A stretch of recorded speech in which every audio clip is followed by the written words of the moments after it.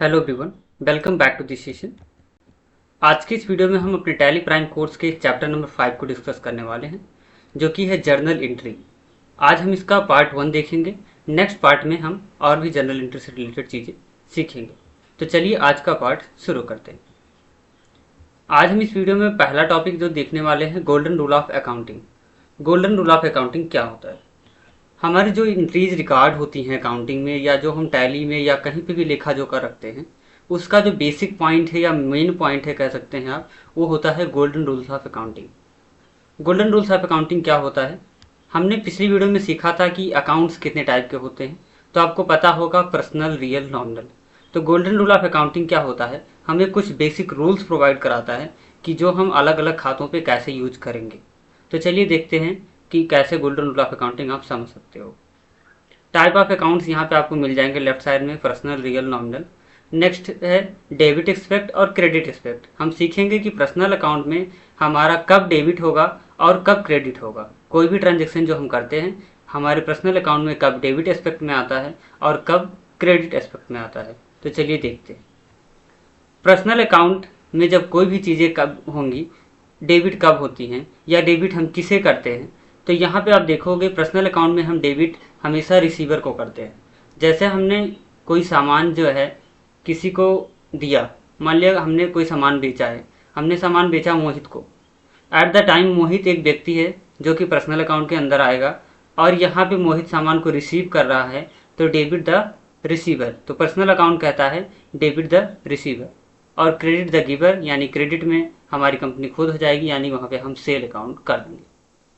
इसी तरह से रियल अकाउंट होता है। रियल अकाउंट के जो रूल्स होते हैं, इसमें होता है कि ज़्यादातर क्या होता है, हमारे डील्स में सारे एसेट्स आते हैं। एसेट्स में क्या है कि एसेट्स में हमारे परचेज, मान लिया हमने कुछ परचेज किया, हमारे पास कुछ सामान आया, सामान हमारा एसेट होता है। अगर हमने कुछ सामान खरीदा हुआ तो हमारी कंपनी में एसेट बनेगा। वो डिपेंड करता है कि करंट एसेट है कि फिक्स एसेट है, ये बात की बातें हैं। तो नॉर्मली वो एसेट है। तो जब हम कुछ एसेट मंगा रहे हैं या कोई सामान मंगा रहे हैं, एट द टाइम हमें डेबिट व्हाट कम्स इन, हमें डेबिट करना है कि जो हमारे पास आया है उसी को हम डेबिट करेंगे। तो गुड्स परचेज, यानी कि परचेज हमने किया तो परचेज अकाउंट को हम डेबिट कर देंगे, debit what comes in.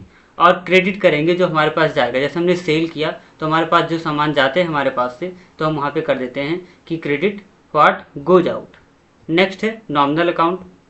Nominal account में जो है डेबिट होते हैं सारे एक्सपेंस और लॉस, हमारी जितनी भी हानियाँ होती हैं, जितने भी हमारे खर्चे होते हैं, उनको हम डेबिट करते हैं, और सारे इनकम्स और गेन्स को हम क्रेडिट करते हैं। तो ये कुछ होता है गोल्डन रूल ऑफ अकाउंटिंग। इसको हमेशा आप अपने माइंड में फिट रखिएगा, हमेशा लर्न रखिएगा कि जो है गोल्डन रूल ऑफ अकाउंटिंग क्या होते हैं पर्सनल, रियल और नॉमिनल में, और वो डेबिट और क्रेडिट के टाइप में कैसे यूज होते हैं। तो इसको हमेशा आप जितना ही इजीली लर्न रखोगे तो आपको ट्रांजेक्शन के टाइम पे डिफाइन करने में दिक्कत नहीं होगी। नेक्स्ट सीखते हैं जनरल एंट्री क्या चीज़ें होती हैं।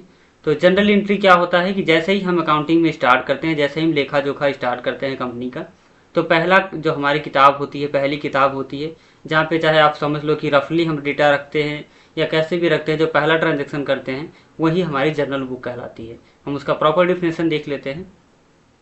Journal is a day book और daily record where in the transactions are recorded in chronological order as and when they take place.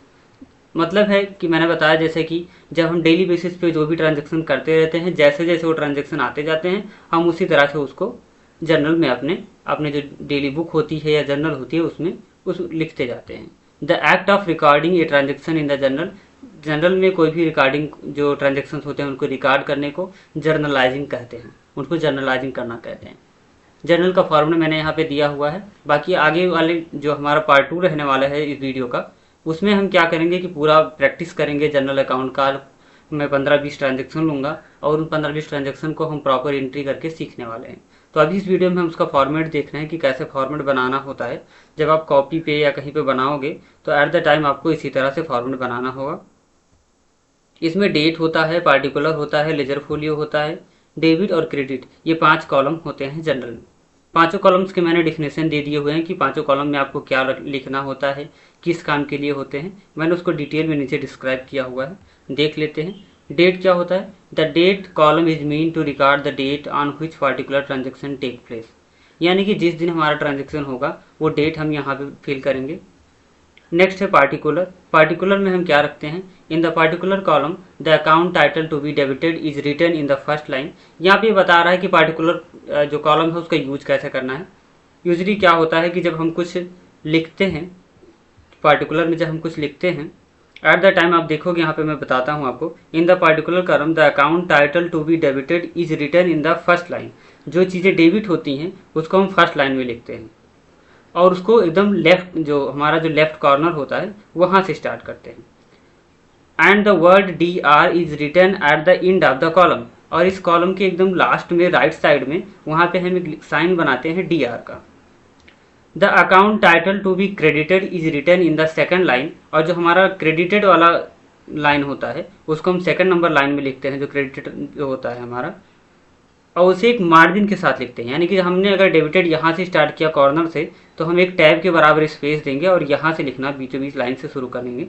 उससे एक दो जो वर्ड होते हैं, एक वर्ड छोड़ करके लिखना शुरू करते हैं। लेफ्ट एंड जो इसका प्रीफिक्स होता है हम यूज करते हैं क्रेडिट। तो क्रेडिट के लिए क्या होता है, हम यूजुअली प्रीफिक्स क्या यूज करते हैं, the account title is credited written in the second line. जो हम अकाउंट क्रेडिट करते हैं उसे सेकंड लाइन में लिखते हैं और उसे स्टार्ट करते हैं टू से, with a prefix of to. Below the account title a brief explanation of transaction is given which is called narration. और उसके बाद जो हमारी तीसरी लाइन होती है वहाँ पे हम एक डिटेल थोड़ा सा एक लाइन में छोटी सी शॉर्ट लाइन में लिखते हैं कि इस ट्रांजेक्शन किस तरह का ट्रांजेक्शन था, उसका एक डिटेल लिखते हैं जिसे हम नरेशन कहते हैं।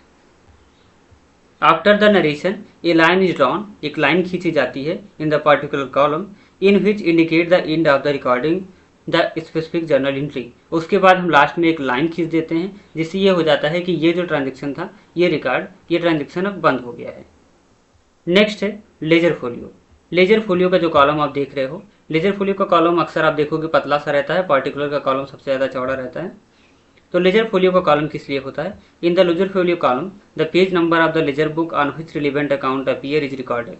आपका ये जो खाता है जो आप जर्नल में रिकॉर्ड कर रहे हो, ये लेजर बुक में जो हमारे लेजर पोस्टिंग होगी जर्नल के बाद, उसमें कौन से पेज नंबर पे है उसको फिल करने या उसको दर्शाने के लिए यहाँ पे लेजर फोलियो कॉलम होता है। इसमें आप अगर चाहो तो उसका पेज नंबर डाल सकते हो। नेक्स्ट है डेबिट। तो debit column is mean to record the amount against the account to be debited. जो हमारा अकाउंट डेबिट किया गया है उसमें हम डेबिट का अमाउंट लिखेंगे, और जो हमारा अकाउंट क्रेडिट किया जाता है उसमें हम क्रेडिट का अमाउंट लिखते हैं।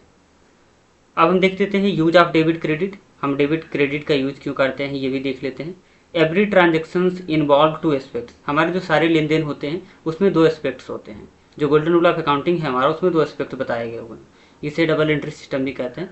गिव एंड टेक, इसमें क्या होता है, लेना और देना। हम कोई भी सामान जब या कोई भी ट्रांजेक्शन करते हैं तो एक आदमी उसमें कुछ ना कुछ दे रहा होता है और दूसरा आदमी रिसीव कर रहा होता है। In the double entry system of accounting every transaction is recorded in at least two accounts. जो डबल एंट्री सिस्टम है इसमें जो होता है कि सारे ट्रांजेक्शन जो होते हैं कम से कम दो खातों में रिकॉर्ड किए जाते हैं। While recording transactions the total amount debited and credited must be equal. At the time of recording जब हम रिकॉर्ड करते हैं तो डेबिट और क्रेडिट का जो दोनों में अमाउंट होता है वो इक्वल होना चाहिए। In accounting the terms debit, जो अकाउंटिंग के टर्म्स में जो डेबिट होता है उसे हम डी से दिखाते हैं और क्रेडिट को CR लिख करके दर्शाते हैं।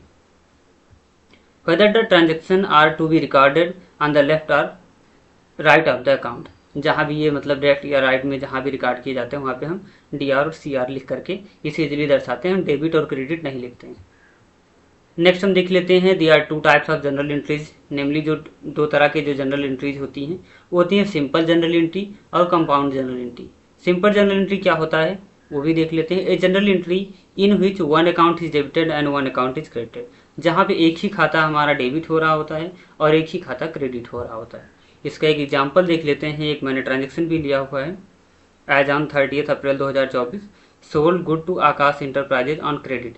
हमने एक उधार बेसिस पे या क्रेडिट बेसिस पे आकाश इंटरप्राइजेज को कोई सामान है 15,000 रुपये का, उसको बेचा। तो इसका हम जनरल एंट्री कैसे करेंगे, सिंपली अब देख सकते हैं यहाँ पे आप कैसे बनाना है जनरल को। यहाँ पे एक प्रॉपर फॉर्मेट आपको मिल जाएगा। यहाँ ऊपर जर्नल लगाना है, एक पूरा जो रो रहेगा उसमें जर्नल लिखना है। नेक्स्ट यहाँ पे डेट डालना है, ईयर डाल देना है, और यहाँ पे पार्टिकुलर का कॉलम लाना है। यहाँ पे लेजर फोलियो, DR और CR, इस तरह से आपको बनाना है। पार्टिकुलर का कॉलम थोड़ा सा चौड़ा रहेगा क्योंकि उसमें ट्रांजेक्शन लिखी जाएंगी। बाकी कॉलम्स को आप पतले पतले बना सकते हो अपने अकॉर्डिंग। नेक्स्ट यहाँ पे डेट डालते हैं, डेट वाले कॉलम में नीचे डेट डालते हैं। उसके सामने उससे रिलेटेड ट्रांजेक्शन लिखते हैं। तो हमने क्या किया हुआ है, आकाश इंटरप्राइजेज को सामान बेचा हुआ है, तो डेबिट द रिसीवर। हमारा जो पर्सनल अकाउंट है, आकाश एक पर्सनल है या एक आकाश इंटरप्राइजेज एक इंस्टीट्यूशन है, तो at the time Akash enterprises यहाँ पे सामान रिसीव कर रहा है, तो आकाश इंटरप्राइजेज अकाउंट डेबिट 15,000 रुपीज़, यहाँ पे हमने DR कर दिया।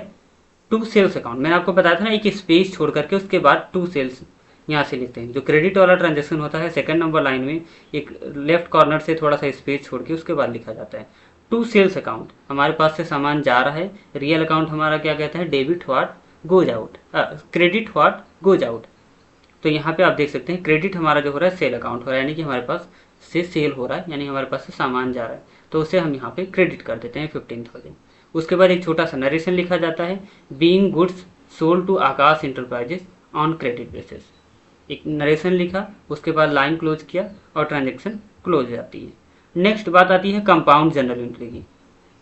कंपाउंड जर्नल एंट्री वो होती है जिसमें हमारे 2-3 जो है ट्रांजेक्शन या 2-3 अकाउंट्स जो है डेबिट होते हैं, 2-3 अकाउंट क्रेडिट हो सकते हैं। हो सकता है कि एक ही अकाउंट डेबिट हो लेकिन 2-3 अकाउंट क्रेडिट हो, इस तरह से हो सकते हैं। A journal entry in which more than one debit account, more than one credit account, or more than one of both debit and credit accounts are involved in transactions on the same date relating to one particular account or one particular nature of account is termed as compound entry। जैसा कि मैंने पहले बताया कि जिसमें हो सकता है कि एक ही खाता हो, एक डेबिट हो रहा हो, दूसरा खाता क्रेडिट की साइड में 2 खाते हों। हो सकता है कि क्रेडिट की साइड में 1 खाते हों और डेबिट की साइड में 2-3 खाते हों। तो इस तरह से हो सकती हैं कंपाउंड एंट्रीज। इसका एक एग्जाम्पल भी हम देख लेते हैं। एग्जाम्पल है कि एज ऑफ 30 अप्रैल 2024 हमने एक 30,000 का पेमेंट जो है किया। किस चीज़ की अगेंस्ट था, इसमें टेलीफोन बिल था 10,000 रुपये का, स्टेशनरी एक्सपेंस था 10,000 का, ट्रेवलिंग एक्सपेंस था 10,000 रुपये का। तो हम देख लेते हैं ट्रांजेक्शन कैसे किया जाएगा। ये हमारा जर्नल का फॉर्मेट हमने तैयार किया, डेट डाला अप्रैल 30, उसके बाद टेलीफोन बिल डेबिट एक्सपेंस है, debit all expense and loss, तो इसे हमने डेबिट किया, अमाउंट डाला। स्टेशनरी एक्सपेंस डेबिट किया, अमाउंट डाला। ट्रेवलिंग एक्सपेंस डेबिट किया, ये भी हमारा खर्चा है, तो हमने इसे डेबिट किया। लास्ट में होता है कि हमारे पास से क्या जा रहा है, क्रेडिट व्हाट गोज आउट, तो हमारे पास से कैश जा रहा है, हम पेमेंट कर रहे हैं, तो हमने यहाँ पे 2 यहाँ पे स्पेस लिया और 2 लिखा कैश अकाउंट, और 30,000 एक साथ हमने यहाँ पे क्रेडिट कर दिया। अब यहाँ पे भी 10-10 30 ये हो जाएंगे, 10-10 3 बार में, और यहाँ पे 30 यानी कि दोनों साइड बराबर हो गए और हमारा ट्रांजेक्शन कंप्लीट हो जाता है। नेक्स्ट हम यहाँ उसका नरेशन लिखेंगे, being expense paid through cash, हमने कुछ खर्चों का भुगतान किया कैश में। नेक्स्ट है in the above entry we have debited 3 accounts, यहाँ पे आप देख सकते हैं हमने डेबिट किया हुआ है 3 अकाउंट्स को, telephone bill, stationery expense and travelling expense, और क्रेडिट किया हुआ है 1 अकाउंट को, दैट इज कैश। तो इसी को हम कंपाउंड एंट्री कहते हैं।